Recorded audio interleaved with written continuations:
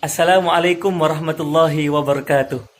Hamdan wa syukran lillah, wassalatu wassalamu ala rasulillah, amma ba'du. Santri Indonesia dan sahabat Geozora TV dimanapun Anda berada, semoga selalu dan senantiasa dirahmati oleh Allah Subhanahu wa Ta'ala. Amin. Teman-temanku semua, di tengah pandemi global ini, kita tahu bahwa ruang lingkup kita dalam beraktivitas semakin sempit. Oleh karena itu, kita dituntut kreatif dan inovatif agar tetap produktif meskipun di dalam rumah. Banyak netizen di sosial media bertita bahwa hari ini tidur di rumah adalah jihad melawan virus corona. Jika statement itu dibenarkan, maka membaca adalah hal yang sangat produktif. Kita tunjukkan pada dunia bahwa kita bisa. Kita tunjukkan pada dunia bahwa membaca adalah jendela dunia. Sejalan dengan apa yang disampaikan oleh beliau Kiai Haji Agus Ali Masyhuri, pengasuh pesantren progresif Bumi Sholawat, jangan pernah percaya ada orang besar dan hebat manakala ia miskin baca. Oleh karena itu, bijaknya kita isi waktu luang kita dengan aktivitas yang produktif. Salah satunya dengan membaca. Saya tidak perlu menjelaskan panjang lebar apa manfaat membaca itu. Tetapi pada pagi hari ini saya akan mereview sebuah buku yang menurut hemat saya buku tersebut sangat layak dijadikan teman nongkrong di rumah. Pada penasaran? Yuk simak video ini.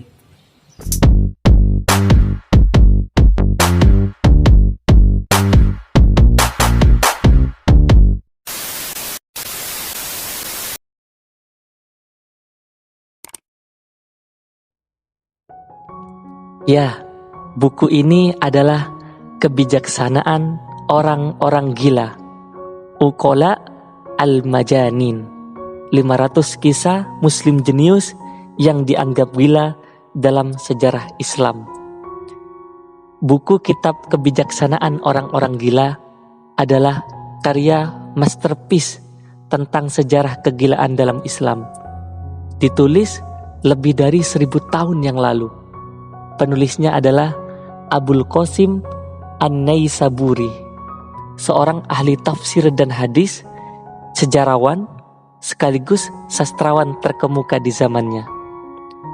Semua tokoh yang diceritakan dalam kitab ini bukanlah tokoh fiktif.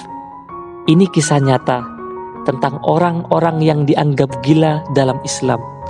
Sebut saja misalnya Uwais Al-Qarni, Qais si Majnun, Sa'dun, Buhlul, Salmunah si wanita gila, dan lain sebagainya. Namun, mereka ini bukanlah orang-orang gila biasa. Mereka sosok-sosok yang cerdas, jenius, memiliki akal yang tajam, penuh dengan kata-kata hikmah, bahkan seringkali dianggap sebagai wali yang nyeleneh. Selain menyajikan 500 kisah-kisah kegilaan yang penuh pesan moral, buku yang usianya 400 tahun lebih tua dari kisah 1001 malam juga ditulis dengan sangat hati-hati, berdasarkan metode periwayatan yang ketat layaknya hadis. Tak heran jika buku ini telah menjadi kitab rujukan kisah-kisah sufi yang selama ini telah beredar. Dari kitab ini kita akan mendapatkan pesan-pesan inspiratif yang jenaka, sekaligus nasihat-nasihat moral yang bisa meningkatkan kecintaan kepada Allah Subhanahu wa Ta'ala. Buku ini mengingatkan kita bahwa hikmah itu bisa didapat dari manapun, bahkan dari orang yang dianggap gila sekalipun. Khudil hikmata walau min duburid dajjaj. Ambillah kebijaksanaan meskipun keluar dari pantat ayam. Peribahasa Arab. Saya akan membaca sekelumit isi kitab Kebijaksanaan Orang-orang Gila. Pada hari yang lain, Sa'dun lewat. Sementara saya sedang memakan buah delima di pasar. Dia menjewer telingaku dan berkata, "Siapa yang bodoh di antara kita? Aku atau kamu? Lantas Sa'dun bersyair, aku lihat setiap orang tahu aib orang lain, tapi buta pada aib yang ada pada dirinya sendiri.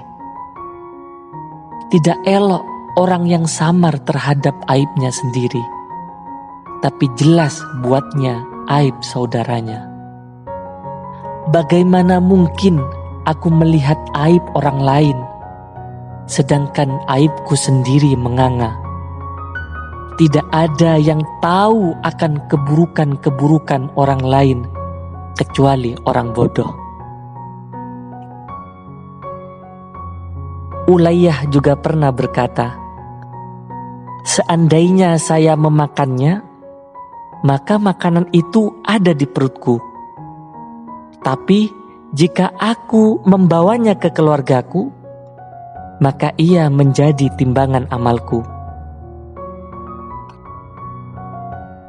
Tak ketinggalan pula, Sanmun As-Sufi pernah berkata, Sanmun adalah pria gila dari kota Basrah. Dia berkata, orang yang mencari dunia melampaui kebutuhannya, maka Allah akan membutakan mata hatinya.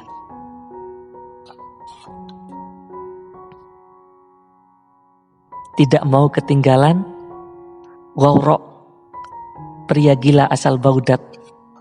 Dia pernah ditanya, apakah engkau ingin mengatakan sesuatu tentang kegilaanmu? Ya, jawabnya. Lalu dia bersyair, kegilaan dan kerinduan datang dan pergi.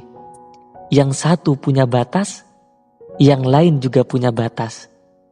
Keduanya menempati jasad dan hatiku, maka hati dan jasadku tak pernah waras.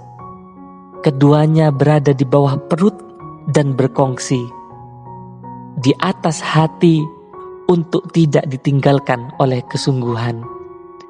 Dokter mana yang sanggup mengobati dua penyakit yang tak punya penawar? Ada juga Jassas, si pria gila dari Badui. Kepada Jassas saya bertanya, siapa namamu wahai orang tua? Engkau lebih sering tidur daripada harimau. Haruskah engkau tidur sepanjang waktu? Jassas menjawab, tidur tidak membebaniku resiko. Sedangkan duduk bersama Anda dan orang lain seperti Anda ada risiko. Kepada Jassas saya juga bertanya, apa risikomu duduk denganku? Bersamamu, aku sibuk dari Dia yang menciptakanku. Selanjutnya, syair ini datang dari seorang perempuan. Dia Hayyunah, perempuan gila di daerah Ahwazi. Dia pernah bersyair, orang yang mencintai Allah akan akrab dengannya. Orang yang akrab dengannya akan bahagia dengannya. Orang yang bahagia dengannya akan merindukannya. Orang yang merindukannya akan tergila-gila padanya. Orang yang tergila-gila padanya akan mengabdi padanya. Orang yang mengabdi padanya akan sampai padanya. Orang yang sampai padanya akan terhubung dengannya. Orang yang terhubung dengannya akan mengenalnya. Orang yang mengenalnya akan dekat dengannya. Orang yang dekat dengannya tidak akan tidur karena petir-petir kesedihan akan menyambarnya bila ia tidur. Syair cinta yang lain. Cintanya telah memperbudakku dan menyakitkanku. Di samudra kegalauan ia melemparkanku. Apa dayaku jika aku tak punya kendali untuk menjaga diri dan menepis sedihku, Tuhan. Lekatkanlah aku di hatinya. Kasihanilah kelemahanku dan kesedihanku. Subhanallah. Apakah kita percaya kalau syair-syair ini dari orang gila? Demi Tuhan manusia, ada yang lebih gila dariku, yakni yang membeli dunia dengan agama. Aban Ibnu Syair Ar-Raqi.